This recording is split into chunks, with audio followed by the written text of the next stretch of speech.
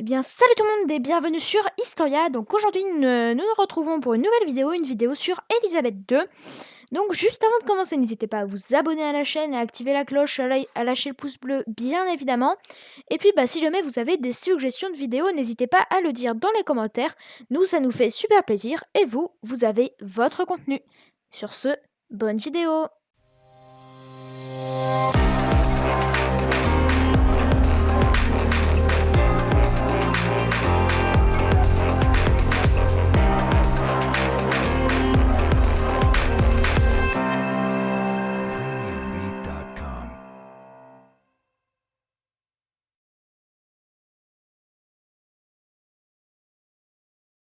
Alors, l'histoire d'Elizabeth Alexandra Mary Windsor commence le mercredi 21 avril 1926 à Londres, en Angleterre.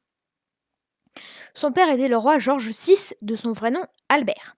Donc il est né en 1895 et décédé en 1952. Et sa mère Elizabeth Bowlyon était née en 1900 et décédée en 2002. Ce qui fait quand même 102 ans. Elizabeth a bien failli ne jamais gouverner, car elle avait un oncle, Édouard VIII, mais il a abdiqué moins d'1 an après avoir eu le pouvoir, ce qui a permis à son père d'obtenir le pouvoir puis de lui transmettre. Le 2 juin 1953, une nouvelle ère s'ouvrait au Royaume-Uni. Elisabeth II, 25 ans, s'apprêtait à devenir reine du Commonwealth. La cérémonie s'est déroulée à l'abbaye de Westminster. Le couronnement d'Elisabeth a eu lieu plus d'1 an après la mort de son père, le roi George VI, comme le veut le protocole en cas de deuil royal. La cérémonie de la 6e reine britannique a été diffusée dans le monde entier, une première pour un événement de cette nature. C'est un des premiers événements diffusés à la télévision. Il y a d'ailleurs beaucoup de gens qui en ont acheté une pour cette occasion. Carrosses dorés, attributs royaux et emblématiques. Salut au balcon de Buckingham Palace que nous voyons à la photo juste à droite. Retour en image sur le couronnement de la reine Elisabeth, deuxième du nom. Eh oui, il y avait déjà la télé. Pour la 6e fois dans l'histoire d'Angleterre, une reine reçoit la couronne. Grande journée pour le monde britannique qui vit ses plus belles heures depuis la fin de la guerre. Parti de Buckingham Palace, le carrosse historique où ont pris place la reine et le duc d'Édimbourg se dirige vers l'abbaye de Westminster entre deux haies d'une foule telle qu'on n'en vit jamais.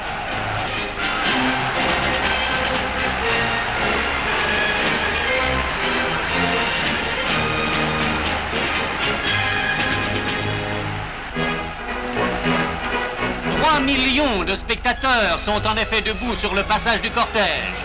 La plupart ont passé la nuit à leur place, mais la vue du carrosse doré, le visage clair de cette reine de 27 ans qui symbolise l'avenir britannique sont une magnifique récompense.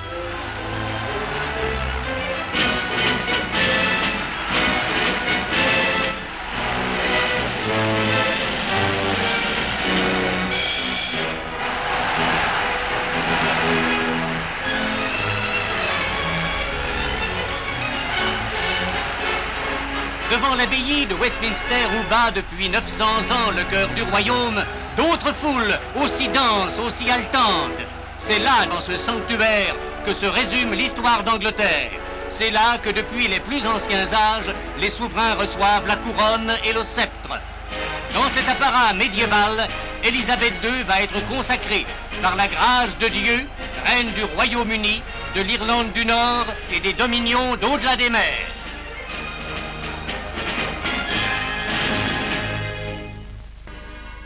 Elle s'avance maintenant sous les voûtes de Westminster. À leur ombre dorment tous ceux, rois, guerriers ou poètes, qui firent au long des siècles la grandeur du nom anglais. Lentement, entre deux haies formées par les délégués de 72 nations, les princes des plus vieilles familles d'Europe, les Rajas de l'Inde, les rois d'Afrique et les cheikhs d'Arabie, elle marche vers le sanctuaire.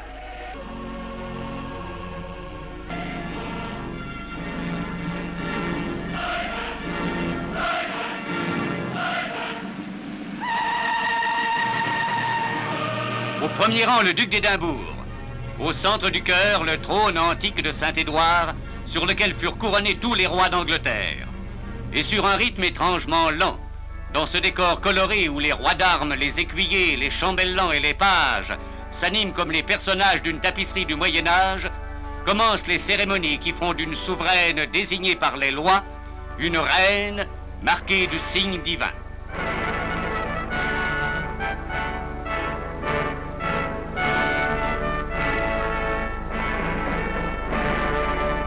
Sur l'autel, les insignes du pouvoir resplendissent.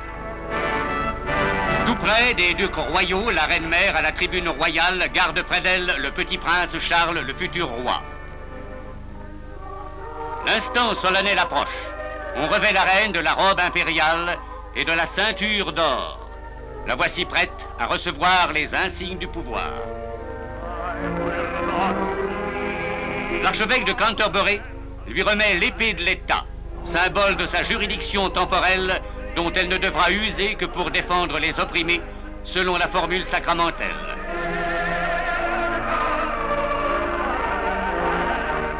Le globe qui s'accompagne des mots, prenez ce globe et rappelez-vous que le monde est soumis à Dieu votre Seigneur.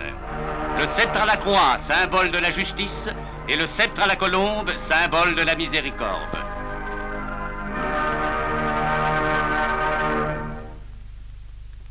Et voici l'instant suprême.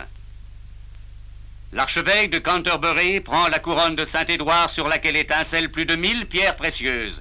Il l'élève à la vue de tous et la pose sur cette tête de 27 ans. À ce moment, tous les pères se couvrent de leur couronne médiévale.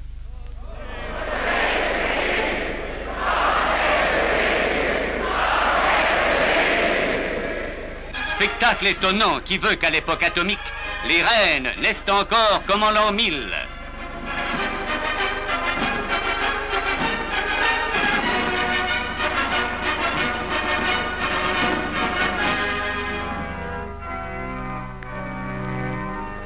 À cette souveraine couronnée, à cette jeune femme devenue le symbole émouvant de l'Angleterre de tous les temps, les pères d'Angleterre vont faire leur serment de suggestion et de fidélité.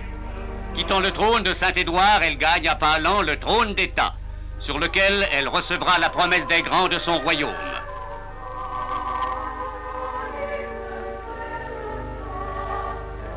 Et le premier gentilhomme du royaume, le duc d'Édimbourg, s'avance. Marie d'Élisabeth, il s'avoue le premier sujet de sa souveraine. Sans couronne, à genoux, les mains jointes entre les mains de la reine, il prononce les mots rituels « Je suis votre homme lige, d'âme et de cœur ». Et c'est toute l'imagerie des contes de chevalerie qui remonte tout d'un coup du fond des siècles.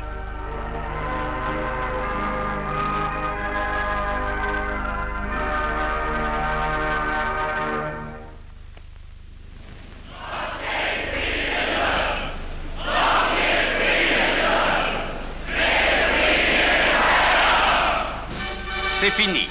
Au milieu des vivas et des fanfares, le cortège s'avance. Pour la 38e fois, le vieux décor de Westminster a vu la couronne descendre sur une tête. Précédé des porte-étendards, parmi lesquels le maréchal Montgomery porte les couleurs royales, précédé des chefs des gouvernements alliés à la couronne venus d'Ottawa, de Colombo, du Cap, de Karachi ou de Canberra, dont Sir Winston Churchill ferme la marche, la reine regagne son carrosse de conte de fées.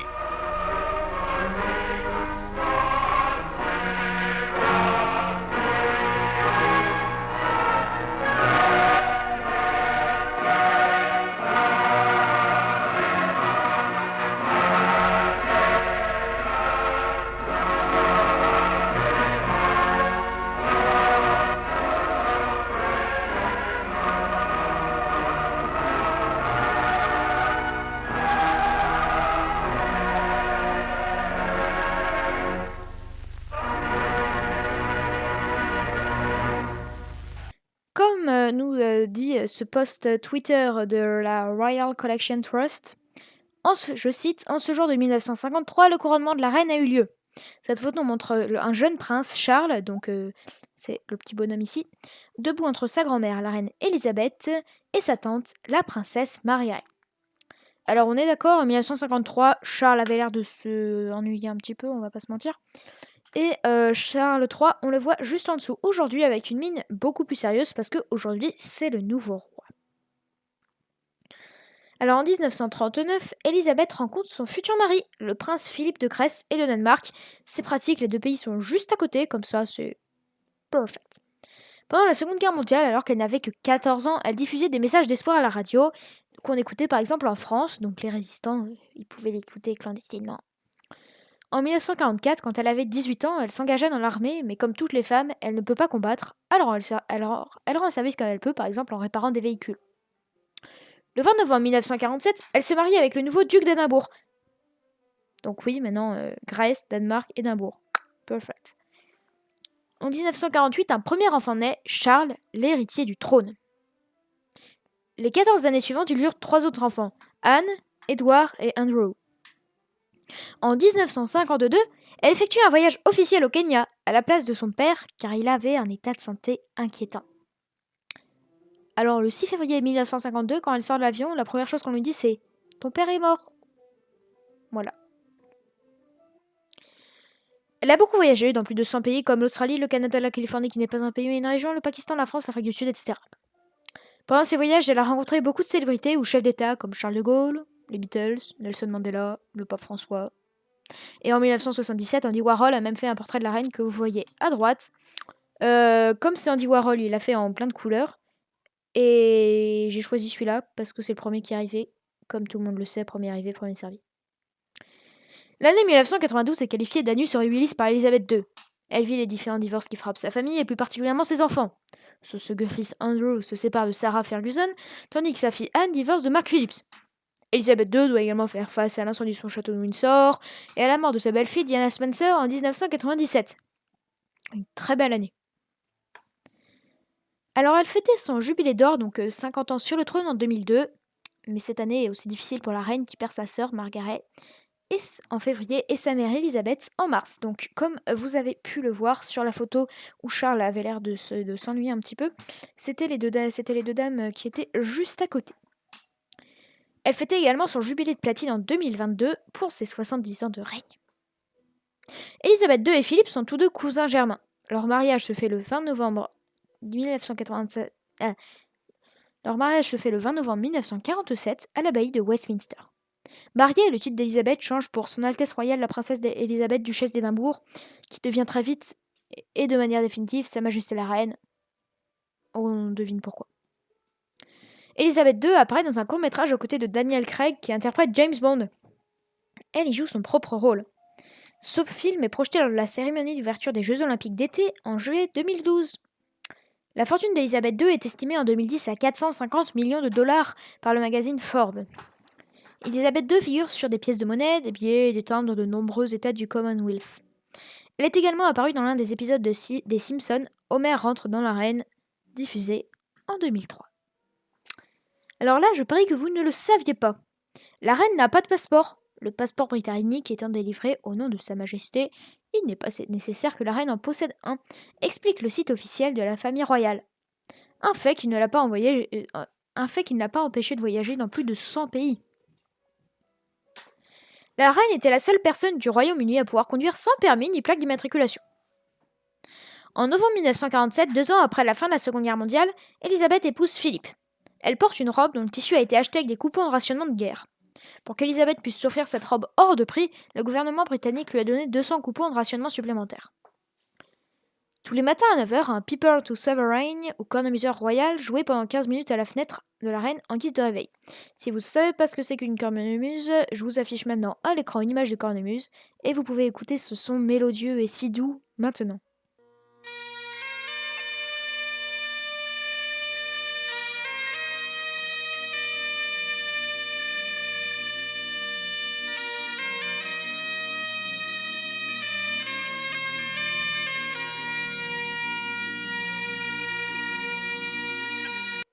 Alors c'était beau ?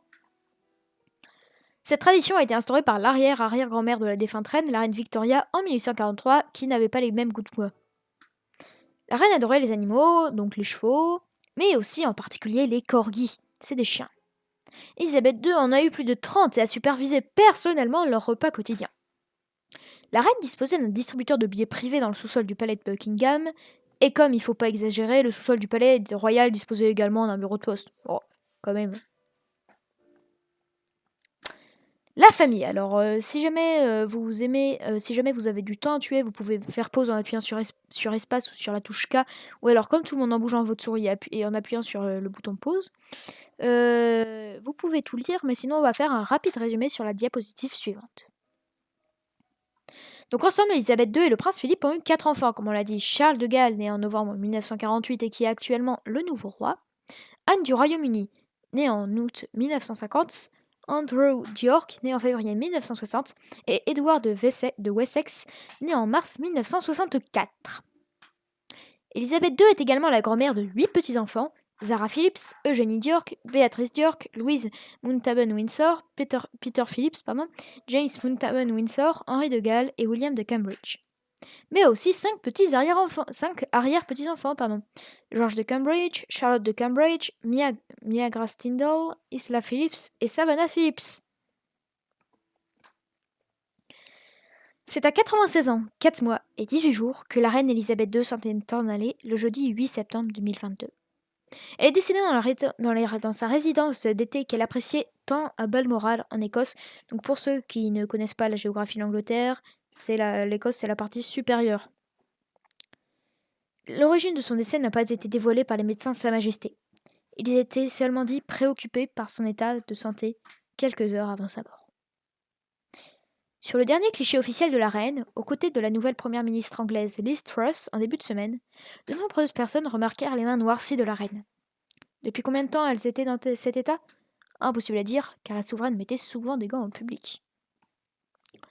Ses funérailles seront effectuées le lundi 19 septembre 2022 à Westminster à partir de 10h.